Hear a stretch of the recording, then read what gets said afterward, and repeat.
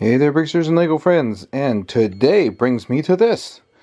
Well, this is my Lego Easter haul, and Easter haul in general. I don't eat a lot of chocolate, so I was glad that Easter Bunny brought me a couple little Lego things. And, well, besides some, alcohol for your hands and an Easter Bunny, he brought me Iron Man and Dummy Polybag, and Unikitty's Sweetest Friends Ever set. And that's as good as candy and chocolate because there's sort of like a chocolate bar in there.